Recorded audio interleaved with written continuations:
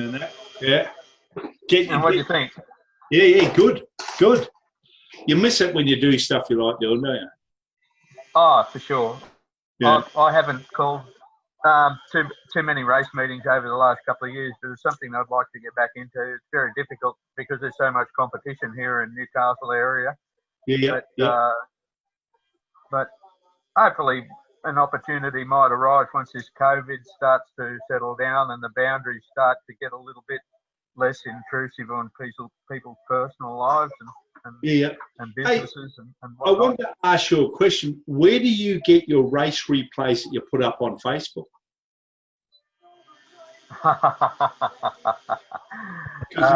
Okay. There's nothing. Hello, Peter. I'll tell you what I do. There's someone else here. Pete, I'll just send him a message. Yeah. I'll tell you where I get them. I actually get them off the TAB website, but I actually download them. There's a downloader that you can get on your phone or your tablet, and you can go inside there and you can download. It's called Video Downloader, and you can download pretty much any sort of format on there.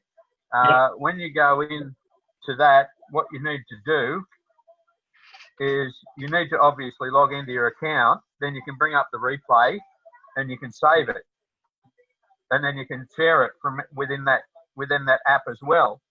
Okay. And yeah, so it's a pretty good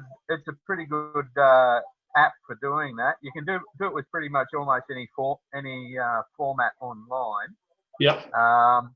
But I've found that the Melbourne replays you can download off the TAB website pretty easily, but you have to do it that day. Otherwise, racing.com.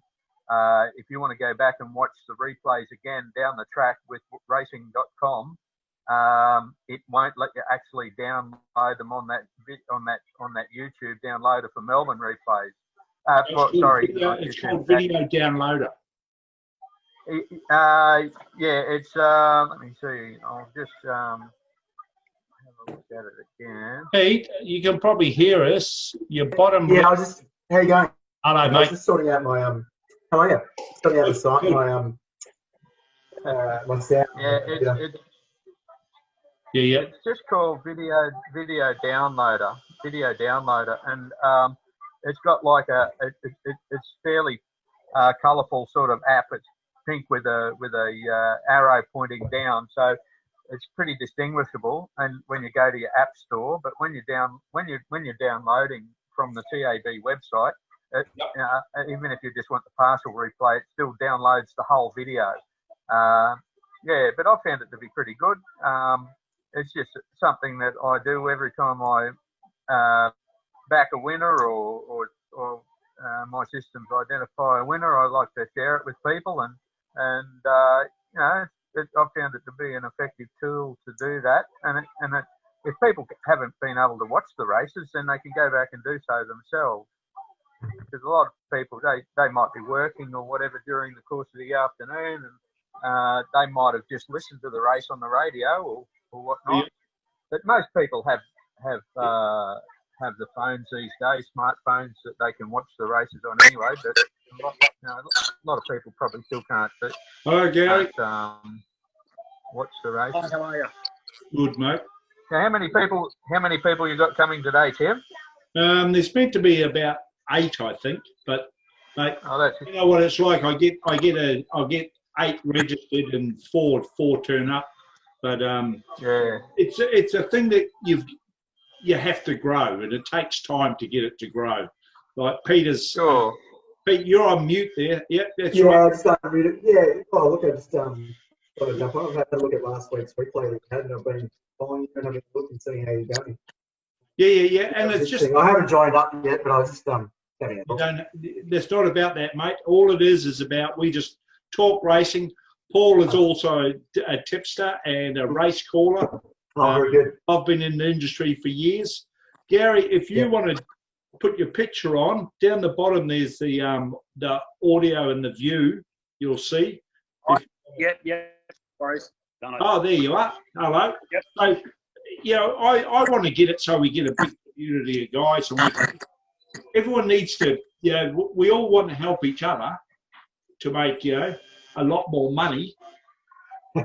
And I mean, I do it full time, same as Paul. Right. Paul works, but I do it full time, and I like it. I mean, everyone likes to have a bit of a bet, but I'm selected. Yesterday I had an average day, and today 3 out of 4. And at this stage off Accelerated, I've had 10 winners. And then you look at Wednesday, I had 12. It still made money, but I had 12 seconds in the 36 races. I can see that. Yeah, I had 9 seconds on Friday. I don't know. I haven't had a good look at yesterday's because I ended up going to watch one of our boys playing football in the afternoon. Because I had Junction had won, so $29 on Betfair. That was good enough for me. Let's go football. But it's well, you know what it's like anyway. You can you get 12 seconds when you're doing it as a tipster, and you look like a mug. But you have 10 of them. But it's like a professional dog tipster said to me once. He said if you weren't even getting a place, he said your form's not very good. He said if you only just you'd know that, Paul.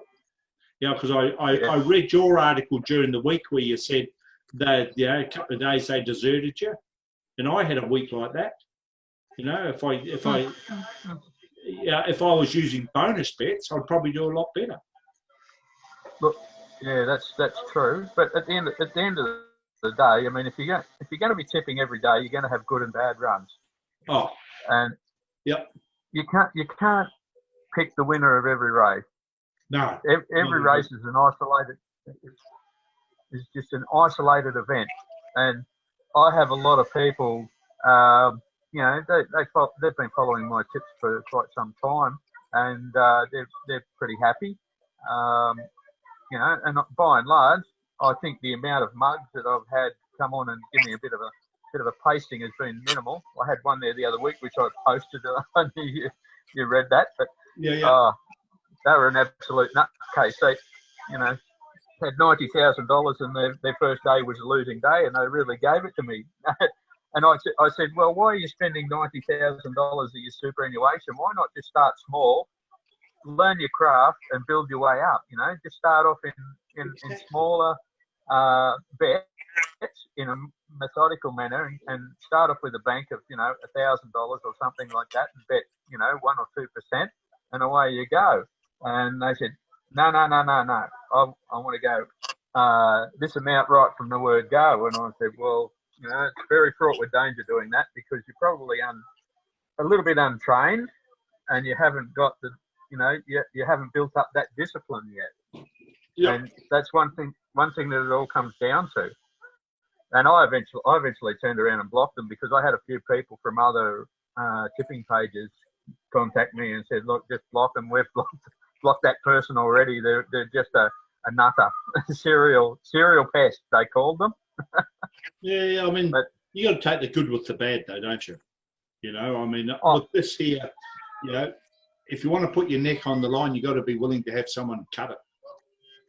Yeah, for sure. Unless they can do something, or if they can offer something a little bit different, or better, then if I'm posting my selections for free, then I don't know what their problem is. I also try and give them an idea on what their staking pattern should be for the day. Whatever their betting unit is, put a multiplier against it, and I've generally found that to be a good, safe way to go, because if you've got a betting bank of $1,000 or $10,000, whatever, what's real, it's got to be realistic. And it's got to be something that you can afford. And you know, percentage of bank every day is what you should be aspiring to. You know, around 2% of your 2% of your betting bank per bet is what I generally work on. Tim probably, you know, because he's got a higher volume of selections of an afternoon. I think he goes for 1%, don't you, Tim? Yeah. I do 1%, right? And I try and, because there's a lot of guys out there don't buy stuff and they can't afford to buy stuff, but I still like to give them genuinely good information like you do. Like today, you know, on the free stuff, they've had 3 winners. You know, one paid $4.90, $5, and $4.25. That's Betfair starting prices. You know, and the other one, Ocean Reward, went backwards from the time it hit the straight, and we still got one to run. Yeah.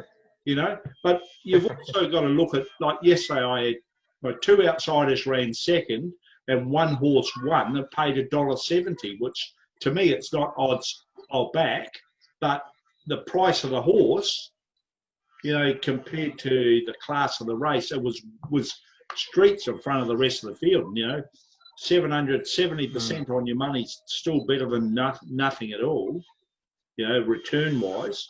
But you're always going to have bad days, and that's why the money management part of it is so important when you're punting. You know, you've got to be able to manage it. I mean, what do you do, Gary?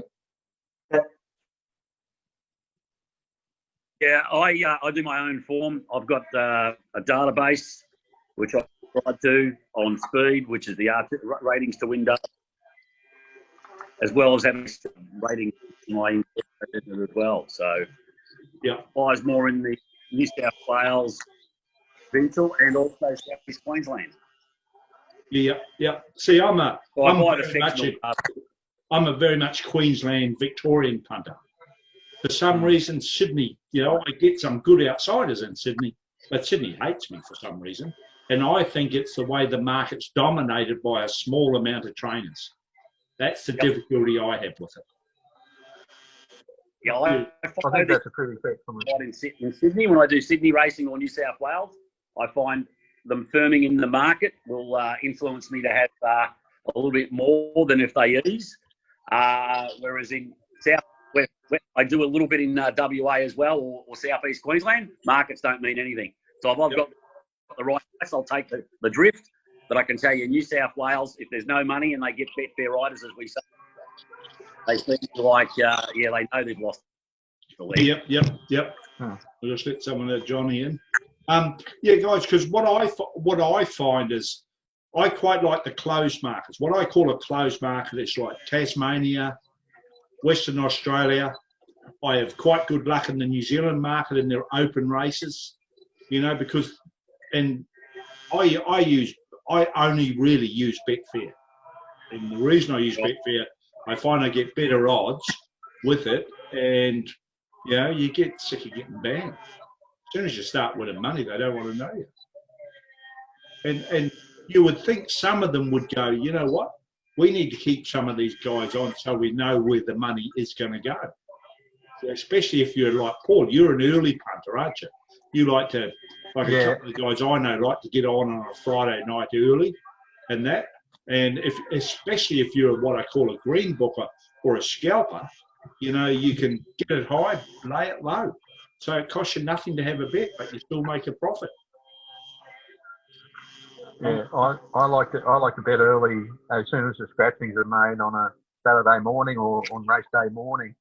Basically, if I think there's a chance that the horse could drift, generally, you know, in that instance, I could delay and wait, but most of the time, if I think there's a chance of that happening, I'll probably put 50% of the stake on and then wait, because, you know, roundabouts and swings you're probably going to balance the books one way or the other. You get a little bit better price, or, you know, you might have to take a little bit of a hit. But generally, I've found, because a lot of the horses which I select are well found in the market, generally they do shorten up. You know, I've had instances where I've selected horses in the morning, and they'll be paying $2.50, $3, and come the jump time, they'll be $1.70 or $1.80. So I generally try and put most of my bets on in the morning because it's just a routine that I've got into. I prefer to have the rest of the day to myself to just watch the races then. I could be doing myself a bit of a disservice by doing that, but at the end of the day, it's just a habit that I've gotten into. And I guess the other thing is too, most days I am working during the week, Monday to Friday. So I've just got in the habit of doing that. As soon as the scratchings are made, I know what the selections are going to be. I'll know roughly what my selections are going to be the night before. Yeah. But at the end of the day, once it's pretty much confirmed by the scratchings, then I'll make that decision, and I'll know what my level of stake is going to be on each runner from there for the course of the afternoon. Yeah, I always look for the value. I'm always looking for those races where my markets are upside down to what the bookies are. And you don't get a lot of them, but, in the last few weeks, like Phantom Falcon and Dexalation, all of those markets were completely upside down to what the bookmakers had them. And when you look into the form, you can see where the difference with them are. That Phantom Falcon was an ex-Hong Kong horse, never fired in Hong Kong, came back to Queensland, fired within the second start, back at the old track where it won races before, that sort of thing. So for me, it's about, I'm lucky. I've got information. I can look back 50 starts, and I can see the pattern. Everything's done in colours, so I can see how that pattern is. And you can see a pattern. Most horses hold a pattern in their racing life. Like that one today with one of the horses I put up, Howling Wolf, today. I mean, he's won 20 races, but he's never won anything in a super class race. But he's won open handicaps, and he's in a high weight 58 today. Well, to me, that's telling he's got a class above that field. Hey, but I've had him where I've rated him at 4 to 7 on, and he's paid $25 on Betfair. And I look at it thinking, maybe I've got this wrong. And he wins like by 3 lengths. But when you look at his form at that stage, he'd had 5 wins in open handicap, but still manages to get on high weights into a benchmark 58. How that works has got me stuffed. Yeah, but a lot of benchmark races these days, they try and compress the weight scale, and generally there won't be much of a spread. Your top weight might be 62, 62 and a half or something like that, but the bottom weight could be 58 and a half. So there's only about 3.5, 4 kilos difference between your top and your bottom weight. Yep. Where it comes in a little bit more. Tim. If you've got a claiming apprentice in the race, some trainers have a good knack of being able to place their horses and identify when a good claim is required to get the horse over the line. And as you said, the horse might have won open handicaps or whatever. And because of the weight scale, it got in light, you could say. Yes. The thing is, like they mentioned today, he's a sort of horse that can't, when he gets right down in the weights and and gets up in the class, he can't win races, but he can carry weight at that lower benchmark, high weight sort of race. So he carries the weight very well, but he's in the right class that suits him. And I mean, he's never. I think he's run in the city maybe once or twice, and he's never won in the city. But mate, I'd be happy to have a horse that ran around in the donkey tracks and won me 20 races. Jesus, I'll be jumping around. That would make me very happy. Oh yeah. You could make a lot of money off a little fellow like that. Looks like somebody's having trouble with their video coming in. John, I think John's internet's, he's having a little bit of trouble with that. He's just trying to get it to work. Johnny was on there. Johnny, here he is. Hello, Johnny. Mate, how you going? All right, boys, this is John.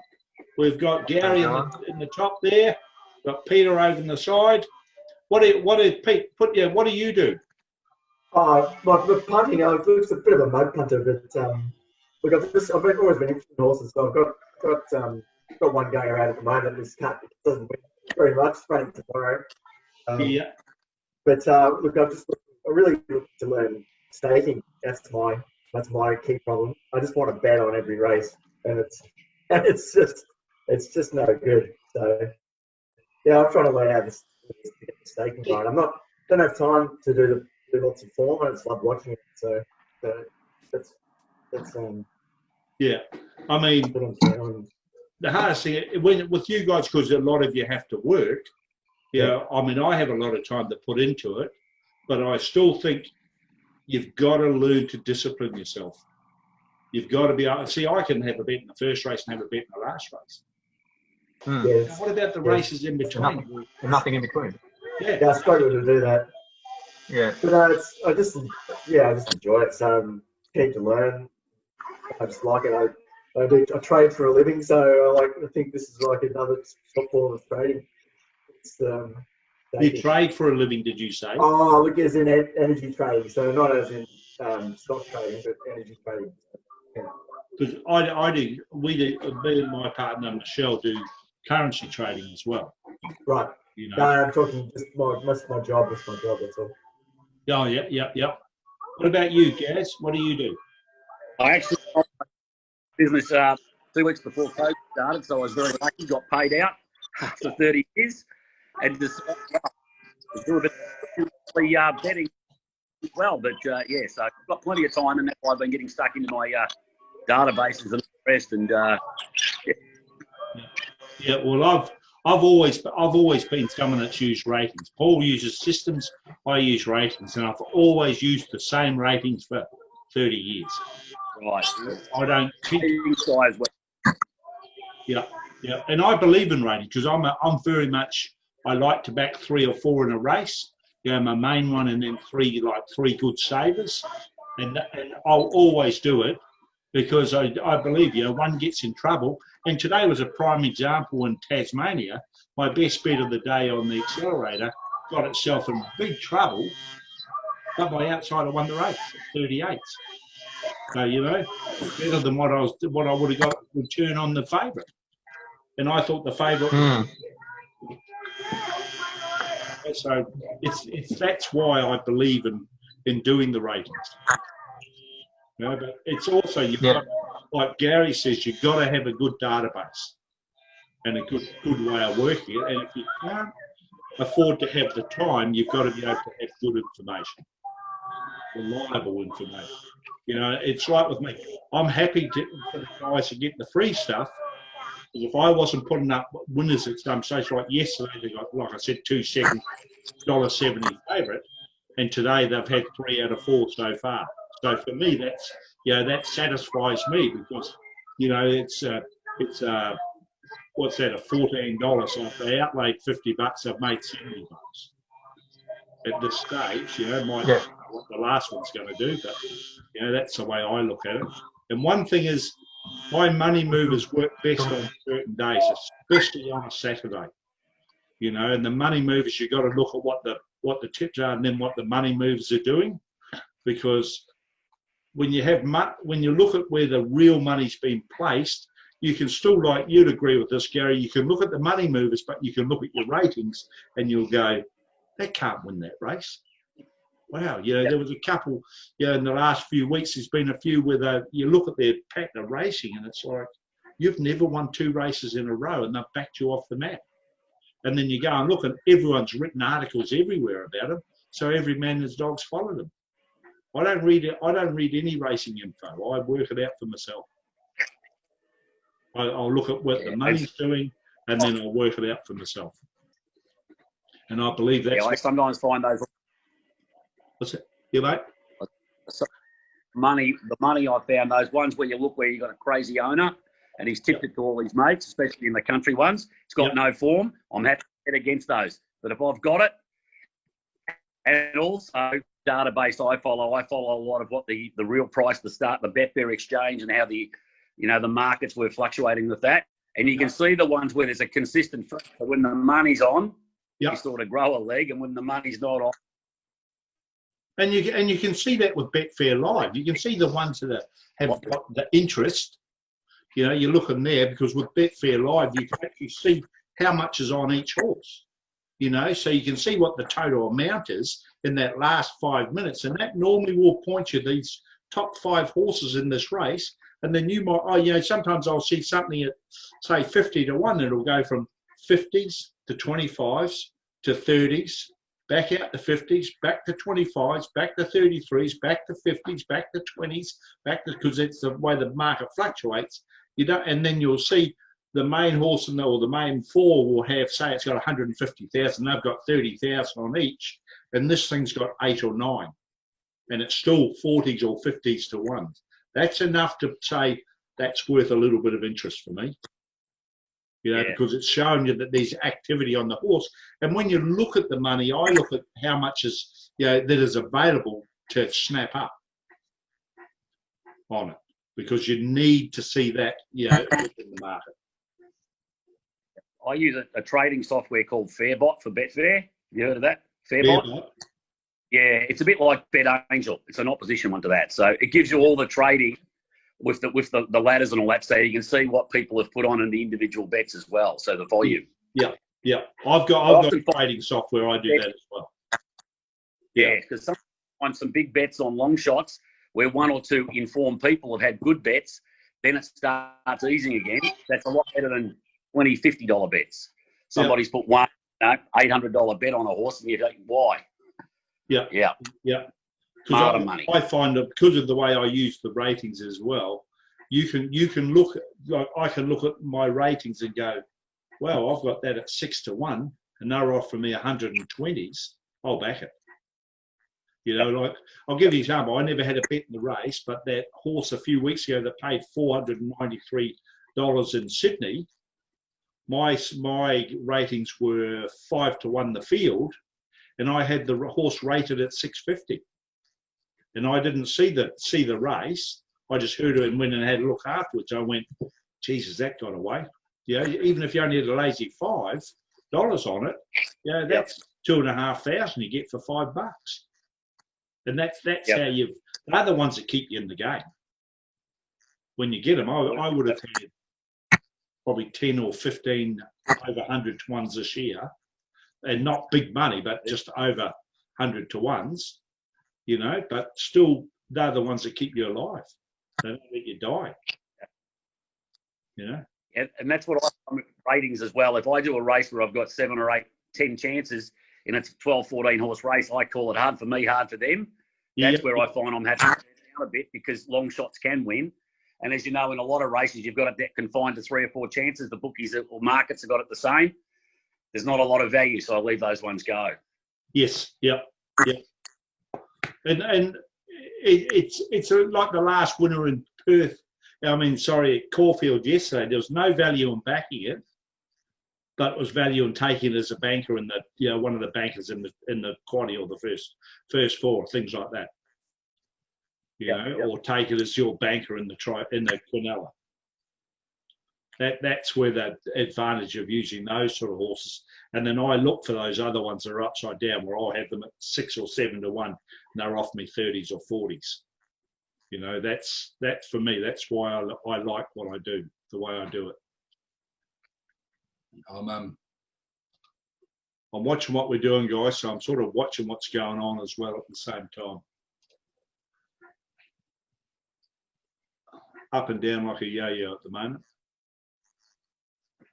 So, because I've got 6 screens here, so I don't mind Western Australian racing. When it comes to the ratings, especially the country tracks, you get some good price winners. You either get them dead set short, or you get them at good odds. And that's that closed market thing that I quite kind of like, because once they start hitting form, they don't have a lot of competition around them.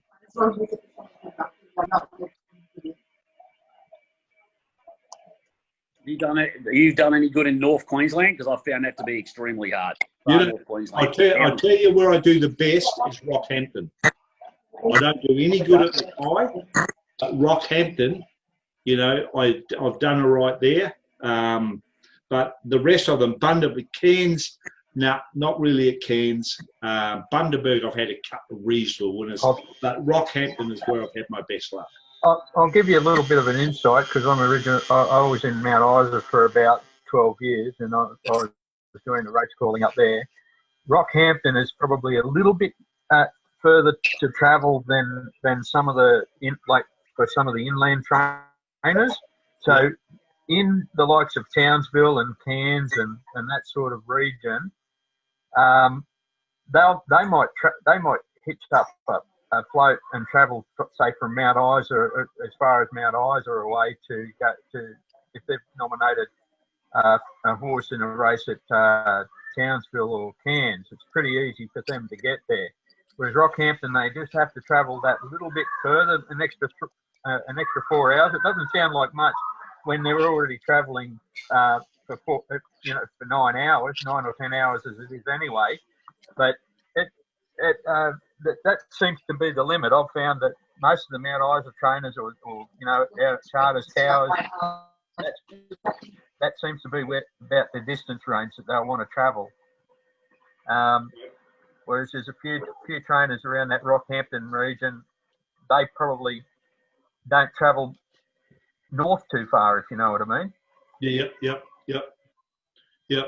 So it's a bit of a closed pool of horses, the ones around the Rockhampton area. Yeah, almost. And I quite like the track because it's got a big long straight and there's plenty of room. You know, I think it's true. When I was living in Townsville, I actually used to go to Townsville quite regularly, and I always found it to be a pretty tough track to bet on because horses, there were so many different form patterns coming in there. Okay. They could be, coming from a race at Mount Isa, and then you could have had a horse that's been running at Cairns or something like that in just a slightly higher class, but you're never quite sure which form pattern is going to be the best or what's going to hold up on the day. And because some of them have been racing on those dirt tracks as well, they might not have seen a turf track since early on in their racing career. And they've generally been cast off, so that's why they end up racing out west in some of those places where they mostly run on the dirt. Yep.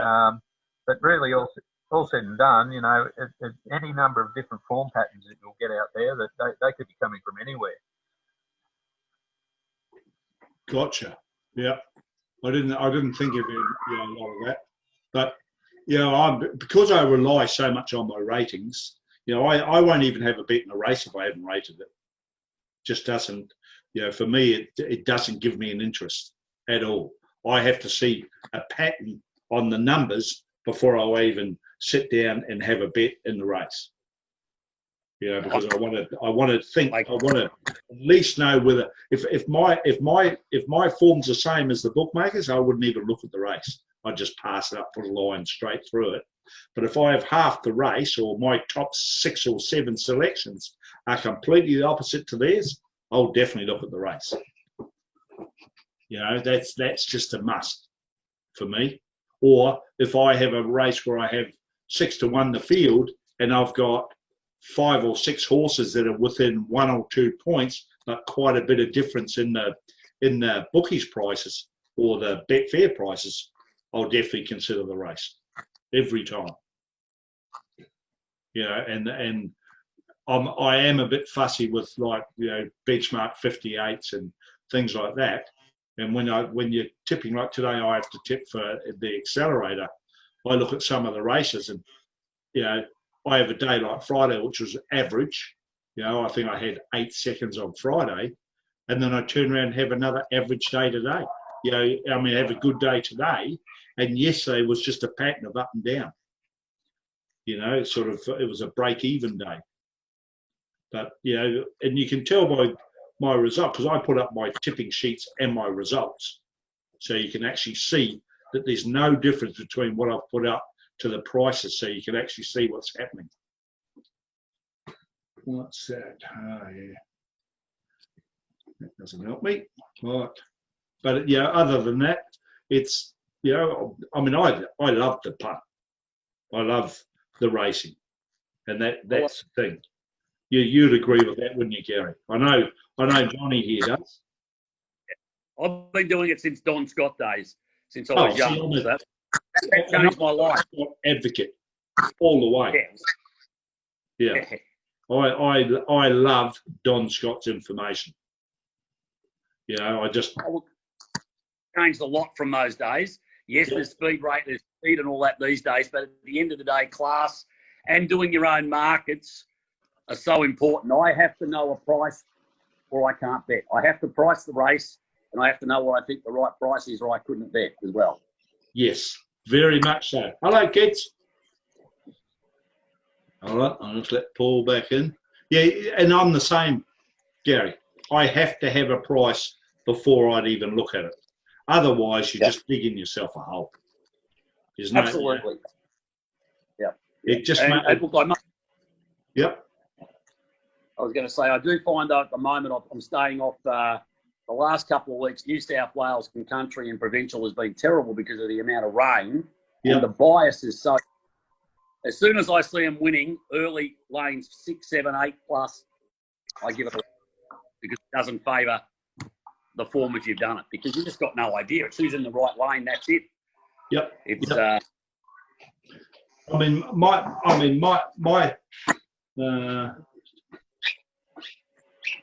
right, mate. I might see you next time. Definitely, yeah. No, thanks. I'll have a look at the accelerator program. But thanks, mate. Thanks, appreciate it. All right, just give me a call, Pete. I will. Actually, yeah. All right. The number's there. Just leave a message or send me a text message. Thanks. Cheers, Tim. See you guys. Thanks, mate. Cheers. Yeah. So, like you were saying, Gary, and I'm sure Paul's the same. You know whether you look at a race, whether you get value or whether you're not. Just when you look, when you do it all the time, you look at it and go, that's not a good value race. Then you look at another race and you think, wow, that horse shouldn't be that long in price. Mm. Yeah, yes, exactly right. Yep. Yeah, I've seen. Yeah, I've looked at races. Sometimes they're offering me 50s on a horse, and I'm thinking, wow, that should be like 3 to 1. Have I got something wrong? So I'll go back and double check, or I have it really, really short, and they'll offer me some ridiculous price, and I think, well, I'll double check it, and I have to do it. And you got to take advantage of it in that situation. So I had a $42 winner on Wednesday. Yesterday was a $29 winner. Had some other good price ones, but I hadn't had a good price winner, over 30s for 2 weeks. I think the highest price winner I'd had was $18. But that's racing, isn't it? You can't expect to get good price winners all the time. No, exactly right. But it's even better body eating up in the first leg of odds, then you can be set up. Yeah, exactly. Yep. And I like lumping races up. Like if I'm doing first falls or trifectas, I like to take a couple to win and take 8 or 9 to run the placings. Because I want to cover what I'm doing. Yeah, I find it a lot harder to get third than first. Yep. Well, like yesterday, I don't think I tipped any outsiders or any trifectas. I haven't tipped any for a couple of weeks because of the state of the tracks. To me, it's not worth offering things like that for people to just waste their money. Yeah. I think there's been an unusually high number of lower class races that are being served up continually on a daily basis because of the COVID. I think that a lot of race clubs have been, because we're still racing, it's one of the few industries that didn't have any closures of any great length of time, that they're just putting on meetings for the hell of it half the time, I feel. And you might have one open class race on the card out of 8 races, and the other 7 will be just absolutely diabolical to even wrap your head around. Yeah. So I just put the pen through 6 or 7 races on an 8 race card every day lately because they're just nothing races. You'll probably have, $1.20 favourite in the race, whether they deserve to be that sort of odds, but are you going to tip against them? You can create, you could probably tip against them, but 9 times out of 10, they're probably going to get up and beat you if you do chance your arm. But I won't. The first races to go are usually your class ones and your maiden races. And there was Narromine today. There was this 8 race card, and the first 6 races were either class ones or maidens. Absolutely diabolical races to even wrap your head around. Yeah, I've had 3 winners there today at Narromine. $3, $5. What was that last one? I'm just having a look to see what the last one was. And the last one was $6.90. Yeah. So it's. I just found from a systems perspective, it's better at concentrating on the higher class races, and that's what I generally do when I'm sitting down and having a look at the form guide online, and I use an online database as well to refine my selection process. So I can usually what would probably have taken 4 to 5 hours in years gone by. I've been able to get the whole process down to about an hour and a half, sometimes 2 hours if there's racing on a Saturday, and there's a hell of a lot of meetings that come up on a Saturday afternoon nowadays. And I try and look at every venue if I can. Quite often you might find that there's a horse that might bob up at Roma or something like that and win for you and pay $5 or $6 or something like that. I won't exclude any venue if the system throws up a selection there, providing it meets all the parameters. I set some parameters for myself the other week, and I think I was telling you the other night, one of the parameters I set for myself that the race distance of the race had to be from 1,000 metres to 2,000 metres. That's where I was going to concentrate and confine my betting to. Yesterday, there was a horse that showed up as a selection in a race at Adelaide. And the distance of the race was 2,006 metres, and I thought, what's 6 metres going to matter? And the thing finished nowhere. And I thought to myself, you bloody idiot! You set some of these. Mine is between 1,400 and 2,000 is my favourite distance, because I believe, I'm not the staying races. I do believe that any horse, very few horses win 2 in a row at a staying race. They might win 4 in a row. They'll never win another one. That sort of thing. But when it comes to 1,400 to 2,000, you need not a sprinter, but you need a fit racehorse. You got between 1,600 and 2,000. You don't need a sprinter and you don't need a stayer, but they have to be fit to be able to win those races. And that would be my favourite distance. Without a shadow of doubt. 1,000-metre races, they have to be on the pace. If you're going to be silly enough to bet in those races, you've got to have horses that are right on the pace, to make it worthwhile. Yeah, and the database that I use, I like horses that are going to be up there with their racing pattern within the first 4, say for instance at their last 2 starts in the first 4, pretty much, about at the 600-metre mark. So that gives you a fair indication of whether they're racing on the pace or not. But 1,000-metre races, I don't mind betting in those because they do tend to throw up fairly consistent results. You've got fairly consistent sprinters out there, and they can hold their form and win a couple on the trot. Yep. I mean, for me, it's I like the 1,000. A lot of people don't like it, and they say, "Oh, don't bet on the straight at Flemington." But I like betting on the straight. I don't mind betting down that straight any time, you know, because to me, Flemington is the best track. That and Randwick, you can find winners. You know, Randwick, only over the carnival. It's the same as I live 10 minutes from Eagle Farm and Doomben, and I like Eagle Farm more than I like Doomben.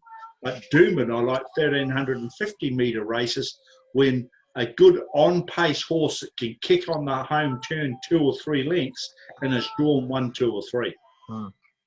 That sort of thing. And they're going to be hard to run down. Exactly, especially at Doomben, because for some reason they can kick, and that 2 or 3 length is very hard for them to run down. And that was taught to me, you know, a mate of mine, that Jimmy the Punt, who's a professional punter, he sat me down one day and he said, "Let me show you a pattern and that." And mate, I've had a couple of 50-to-1 shots in that sort of. Michael Rodd won one over the carnival. The horse had won. He won 7 races in a row. It won the Caulfield Guineas, and it won the Randwick Guineas many years ago. And it did nothing for 2.5 years, nothing at all. And then Michael Rodd rode it in I think it was a Class 6 race at Doomben, and it drew exactly like he did. And its form the start before it got absolutely held up. And I thought, wow, that's a really good pattern. Gave it a bit of a bonus. It came in, and I think I paid $48. You know, to me, that's a good form reference. But I find a lot of horses too, they might have a preparation where they do nothing, then they'll win, then they do a preparation to do nothing, and it can be the time of the year, and then the next preparation, they find that they're winning form. You know, and it's that certain time of the year that suits them. Trainers could be just giving them a few pipe openers here and there to, you know, to keep them ticking over until the right race comes along. Yeah, exactly. You know, it comes out, gives them 2 starts, puts them back in the paddock for another 3 or 4 months, then brings them back. All of a sudden, they start winning races. You know, and I am a great believer that horses have 2 patterns. They hit a peak, they can plateau and fall off, or they hit a peak, go into a trough, hit a peak, and fall off. And I believe horses do those 2 patterns through their whole life. You know, and that's what I try and, you know, when you're looking at the format, one of the horses yesterday, I can't remember the name of it, but I'll see if I can find it, was scratched at Caulfield, and I think it was in the last race. I'll just find it for you guys. Caulfield yesterday, last race, it was Wilmot Pass, right? It won so well at its first start from a spell, and they all jumped all over it at its second start, and it never ever, in I think 6 starts from a spell, it never run anywhere second up. To me, and everyone was all over it like the rash. Oh, for sure, and it was $2. So it was a lay of the day. Lay of the year, and especially when you're at, I think it was Moonee Valley, and you're going to be at the back of the field. You know, you've got a lot of work to do to try and think you can come through it. You know, and you've got a 3-claiming apprentice on him. It's not someone like Dwayne Dunn. You know, Dwayne Dunn, he's a master of tactician. You know, he to me, he's one of the best jockeys in Australia. Yeah, and quite often you'll find that around the likes of Moonee Valley, if they're on a back marker, if they're not on their bike at the 1,000-metre mark and starting to develop some momentum, there's no way they're going to be close enough on the home turn to launch anything. And that's where your likes of your Dwayne Dunns and your Michael Rodds and whatever, they know that they know that. Whereas the 3-kilo claiming apprentice, they won't have that experience. Yes. And at the 1,000-metre mark around Moonee Valley in any of those sort of races, if you're not building momentum on a back marker, you may as well say your ticket's going to be confetti. You just got no hope of working into it. Yeah, but Moonee. Go on, John. Go on. Yeah, but I'm just a punter. I'm not, and I know at Moonee Valley. It's got one of the shortest straights in Australia, the best tracks in Australia. And if you're not doing anything decent before the turn, then you're not going to really chance. You've got 240 metres from when you hit the straight, you've got 240 metres. It's fuck all. I actually think it's a bit less than that. I think the home straight in Moonee Valley is only about 60 odd metres long. Okay. I think it's about 160 metres long, the home straight. But you are right. Yeah, it's one of the shortest straights of any of your major racetracks in Australia. You've got to be on your bike early. Otherwise, you've got no hope of winning it. What's your favourite track, Gary? I like actually I like the Northern Rivers tracks. I do really well there, and Gold Coast. Yep. I like that circuit a lot. I really specialise in every race in those areas a lot. In the Gold Coast? Yeah, Gold Coast and Northern Rivers areas. Lismore, Salona, Murwillumbah. I've got a place, so I spend a bit of stuck in Melbourne in this bloody semi-prison we live in Stage 4, so I can't get out. But I do like to spend a bit of time and go down on those circuits. I think they're very good. And you can normally find a good price winner in those areas. You can, absolutely. You know, I mean, I quite like Ballina. I like Ballina, you know, and I don't mind. Where's the big meeting they had? I've just had it there a couple of months ago or a month ago. Grafton. Sorry? Coffs Harbour Cup. Yeah, Coffs Harbour. Yep. And Coffs Harbour's quite a nice track. There's plenty of room in the track. You know, I lived on the Gold Coast for 40 years, so I went to the race. I was in the betting ring at the Gold Coast a lot. And it's not a bad track. Yeah, I like to bet there each Saturday. And as I said, I'm a sort of a I've got a place there, so I do try to spend a bit of time there. And Gold Coast, I like the place, and easy access. And I tell you, you also like tomorrow's Grafton. So again, I do find that a lot of the same trainers and combinations, like, you know, you go down to Murwillumbah, then anything that's got done in it, he owns that track. Certainly biased towards certain trainers who win at certain tracks in that Northern Rivers area. Yeah, I agree. Yeah, but I've always been in Melbourne, but don't ask me why. I live up here and I punt in Melbourne. You know, which people go, are you nuts? But I don't know. It's liking, you know, I love Melbourne racing.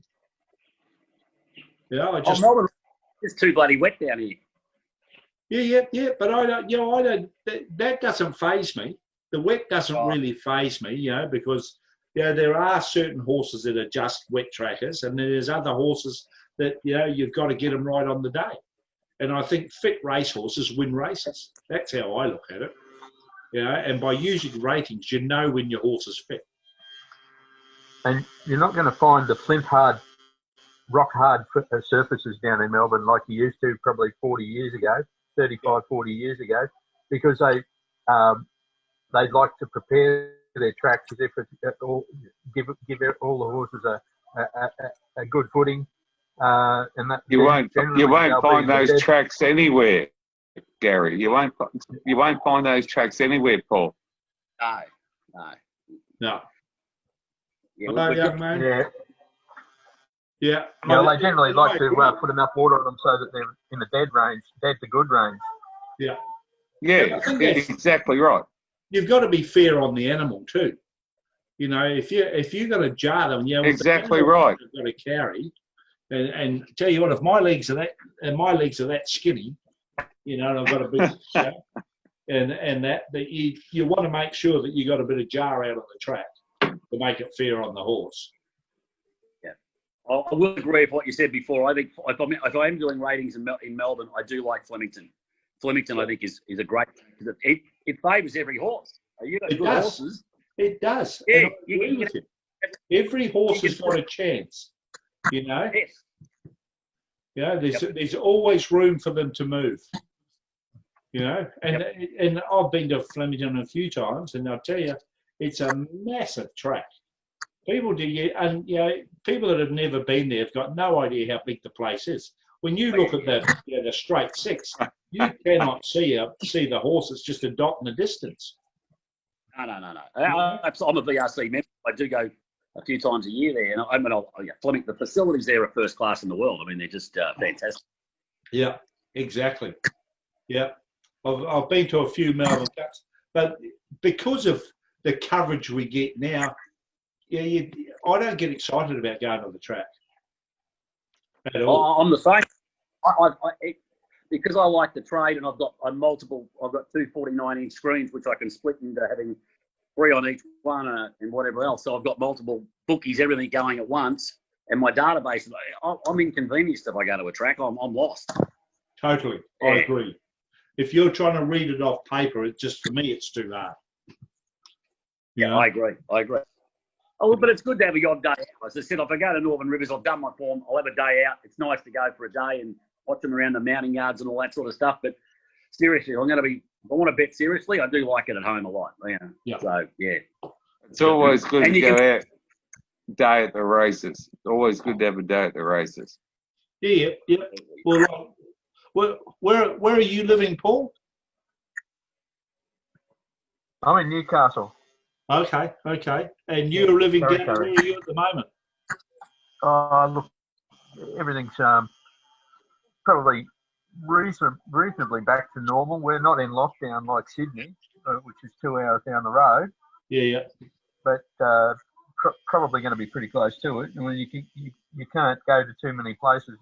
You've actually got to register whenever you go anywhere these days. But whether that is just what we're facing in the future or what, I don't know. But whether or not that comes to pass and whatnot. But really, all said and done, Newcastle is pretty good. We've got good racing down here at the moment. They race at Newcastle probably 2 or 3 times a week through this whole COVID situation. And I'm actually at Kurri Kurri, and there's a good track at Cessnock, and they race there probably 2 or 3 times a month as well. So there's plenty of racing around the Newcastle area, and the form is pretty stable as well. I find that if you're betting on races around this area, horses can tend to sort of maintain their form because they're not having to travel too far, and they're racing over similar sort of distance ranges and track conditions. That Newcastle track would have to be the best wet weather surface in Australia. There was a meeting there a few weeks ago. The track was under 2 inches of water the afternoon before. Come race day, it was a good racing surface before the first race. It's just tremendous racing surface there at Newcastle now. At Broadmeadow. I don't mind looking at meetings there because it's a big track as well. That's right. Yeah, I just like big tracks. One thing I find though is horses that win at Moonee Valley win at Flemington, and that's a funny pattern, and I've got no idea why. But horses that can win at Moonee Valley can win at Flemington, and that's something that I've just noticed over all the years. Yeah, but I think, Tim, also it'd be the opposite the other way around. Horses that can win at Flemington don't necessarily have the abilities to win at Moonee Valley. Yeah.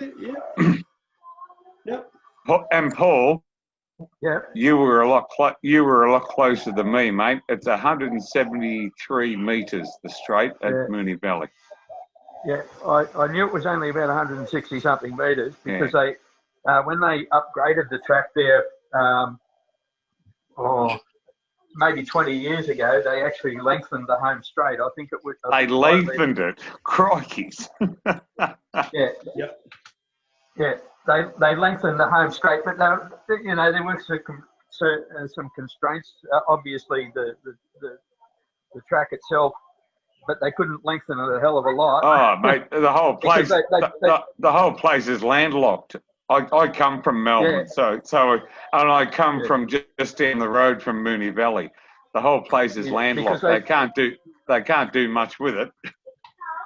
Yeah, well, they cambered the track there, and the only way that they could do it was by they actually had to lengthen the straights slightly, and it wasn't very much that they were able to do so. Yeah. Because, as I said, it's they were cambering the track and putting that synthetic surface there as well, and it was only about 5 metres that they eventually lengthened the home Lengthened straight. it by, yeah.